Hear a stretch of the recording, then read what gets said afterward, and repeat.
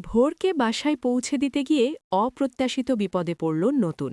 হ্যাঁ বন্ধুরা, চিরসখা সিরিয়ালের আজকের পর্বে এমনটাই দেখতে চলেছি। গল্পের শুরুতেই দেখা যায় সন্ধ্যার আলো তখন ধীরে ধীরে ম্লান হয়ে আসছে। আকাশে মেঘ জমেছে, হালকা বাতাস বইছে। ভোরকে বাসায় পৌঁছে দিতে বাইক স্টার্ট করতেই নতুনের মনে অদ্ভুত এক অস্বস্তি কাজ করছিল। ভোর চুপচাপ পিছনে বসেছিল। সারাদিনের ঘটনায় তার মনটা ভারী।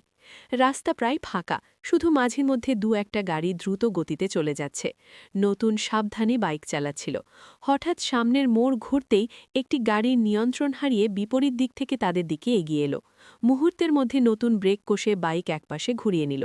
বাইক হালকা স্লিপ করলেও বড় বিপদ এড়ানো গেল। ভোর ভয়ে নতুনের কাঁধ শক্ত করে ধরে ফেলল। তার কণ্ঠ কাঁপছিল।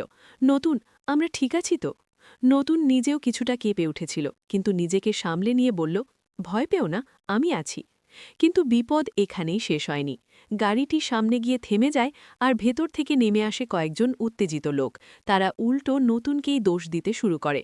পরিস্থিতি দ্রুত উত্তপ্ত হয়ে ওঠে। নতুন শান্ত থাকার চেষ্টা করে বুঝিয়ে বলল, ভুলটা তাদের দিক থেকেই হয়েছে। ভোরের চোখে তখন আতঙ্ক স্পষ্ট। ঠিক তখনই আশেপাশের কয়েকজন পথচারী এগিয়ে আসে। তারা পুরো ঘটনা দেখে নতুনের পক্ষেই কথা বলে।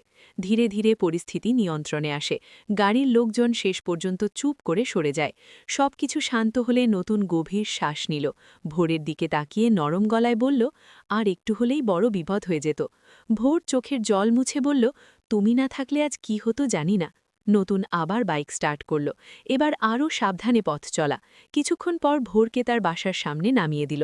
বিদায় নেওয়ার সময় দুজনের চোখেই এক অদ্ভুত কৃতজ্ঞতা আর অজানা অনুভূতি ঝিলমিল করছিল। অপ্রত্যাশিত সেই বিপদ যেন তাদের সম্পর্ককে আরও গভীর করে দিল। আবার দেখা হবে পরের ভিডিওতে।